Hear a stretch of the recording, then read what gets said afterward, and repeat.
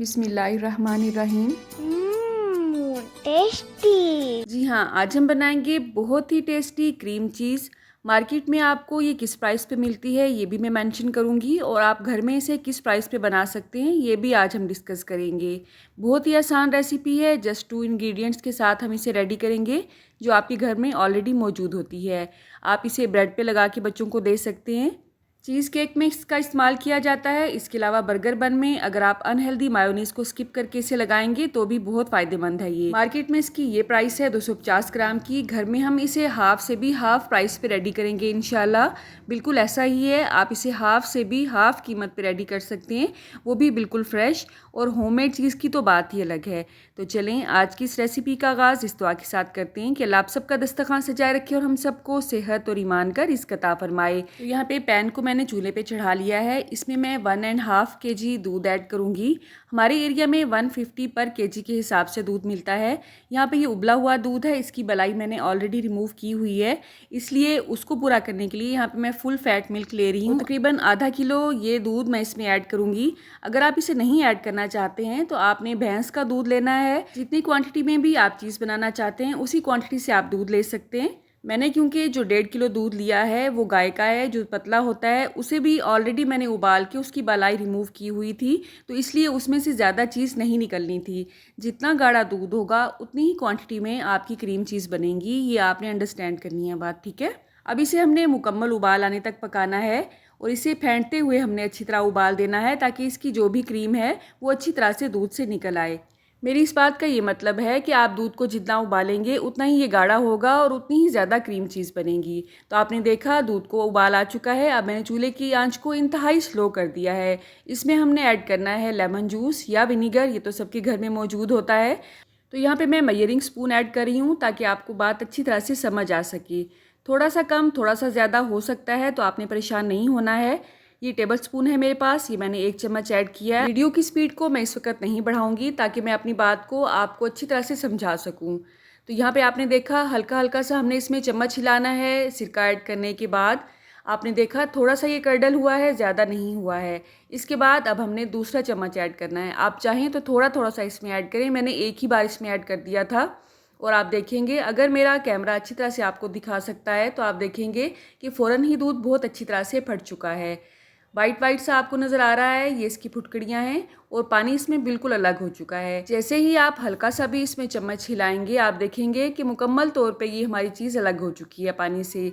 ये जो पानी होता है असल में ये वे होता है, इसको आप किस तरह से इस्तेमाल कर सकते हैं ये भी आज हम डिस्कस करेंगे। मोज़रेला चीज़ की भी 2 से 3 वीडियोस मैं आपके साथ ऑलरेडी शेयर कर चुकी हूँ, उनका लिंक आपको डिस्क्रिप्शन बॉक्स में मिल जाएगा। बहुत ही सस्ते दामों, बहुत ही आसानी के साथ आप उसे भी घर में रेडी कर सकते हैं और बहुत ही टेस्टी सा पिज़्ज़ा और चिकन चीज़ और बहुत सी रेसिपीज़ को रेडी कर सकते हैं। अब हमने क्या करना है, यहाँ पे मैंने एक बर्तन लिया है, उस पर छलनी रखी है और उसके ऊपर आपने साफ़ कपड़ा लेना है मलमल का, ताकि हम अच्छी तरह से इसे छान सकें। तो इसके पैंदे में भी थोड़ा सा चीज़ रह गया था, इसमें मैंने मज़ीद पानी ऐड किया है। टैप वाटर है ये, एक्स्ट्रा ठंडा एक्स्ट्रा गर्म ऐसा कुछ भी नहीं लेना है। नॉर्मल वाटर को हम अच्छी तरह से इसमें ऐड करेंगे ताकि सिरके का जो भी टेस्ट इसमें रह गया है वो निकल जाए। अच्छा, मैं इसे रेडी कर रही थी क्रीम चीज़ वाले केक के लिए। आपने अगर इसे स्प्रेड के तौर पे यूज़ करना है तो आपने इसे पानी से नहीं खंगालना है। अब ये जो पानी रह गया है इसे आप आटा गूंथ सकते हैं। इसमें बहुत ज़्यादा ताकत होती है, इसे असल में वे कहते हैं। इसके अलावा गोश्त वगैरह का शोरबे वाला सालन बनाने के लिए भी आप इसे इस्तेमाल कर सकते हैं। अब जो चीज़ हमने निकाली है उसे हमने अच्छी तरह से निचोड़ के इसका एक्स्ट्रा पानी निकाल लेना है। फ़िलहाल ये जो चीज़ हमारे पास रेडी हुई है, आप इसे चैदर चीज़ भी कह सकते हैं, लेकिन आपको ये पता होना चाहिए कि चैदर चीज़ का प्रोसेस अलग होता है। उसे बनाने के लिए बहुत मेहनत करनी पड़ती है, वो मशीनों पे ही हो सकती है। घर में प्योर चैदर चीज़ आप रेडी नहीं कर सकते हैं। आप इसे सिंपल चीज़ भी कह सकते हैं। मोज़रेला चीज़ का प्रोसेस अलग होता है, उसे कच्चे दूध के साथ रेडी किया जाता है, मुकम्मल तौर पे पकाया नहीं जाता है। तो हर चीज़ को बनाने का प्रोसेस अलग होता है, ठीक है। मैंने इसे अच्छी तरह से निचोड़ लिया है। अगर आपने इसे अच्छी तरह से नहीं निचोड़ना है तो जस्ट हल्का सा आप इसे रोल करके रख लें, ऊपर कोई वेट रख लें, तो 2 से 3 घंटे में इसका पानी बहुत अच्छी तरह से नुचड़ जाता है। इस वक्त चीज़ तो हमारी रेडी हो चुकी है, लेकिन आपने देखा इसमें अभी ये दाना बाकी है, तो हमने इस दाने को ख़त्म करना है। यहाँ पे मेरे पास चॉपर है। अगर आपके पास चॉपर नहीं है तो आपने परेशान नहीं होना है कि आप क्रीम चीज़ को घर पे रेडी ही नहीं कर सकते हैं। आप इसे शेकर जग वाले जग में भी डाल के ये प्रोसेस कर सकते हैं। मेरे पास क्योंकि चॉपर मौजूद था इसलिए थोड़ी सी आसानी हो गई। अब हमने इसे अच्छी तरह से चॉप कर लेना है। पहले मैंने इसे लो स्पीड पे 1 मिनट के लिए चॉप किया तो आप देख सकते हैं इसका दाना अलग अलग है। आपको ऐसे लगेगा जैसे ये कभी भी कंबाइन नहीं होगी। तो आपने क्या करना है, आपने चॉपर की स्पीड को 2 नंबर पे ले आना है, बढ़ा देना है। अगर आपको थोड़ी सी रनी कंसिस्टेंसी में ये चाहिए तो आपने इसमें थोड़ा सा वे ऐड कर देना है, वही पानी जो हमने पहले निचोड़ के अलग किया है। जस्ट 1 से 2 चम्मच के हिसाब से, इससे ज़्यादा नहीं, ठीक है। मैंने क्योंकि इसको क्रीम चीज़ वाले केक में यूज़ करना था इसलिए ना तो मैं इसमें नमक ऐड कर रही हूँ, ना ही इसमें मैं पानी ऐड कर रही हूँ। मुझे इसी तरह ये ड्राई ड्राई ही चाहिए थी। आप इसको फ्लेवर देने के लिए इसमें थोड़ा सा नमक ऐड कर सकते हैं, पुदीना ऐड कर सकते हैं, रोज़मेरी या कोई भी हर्ब जो आपको पसंद है, जिसका फ्लेवर आपको अच्छा लगता है वो ऐड कर सकते हैं। तो आपने देखा जस्ट 1 से 2 मिनट के अंदर अंदर ही हमारी क्रीम चीज़ बन के रेडी हो चुकी है। अल्हम्दुलिल्लाह बहुत ही क्रीमी टेक्सचर आया है इसका।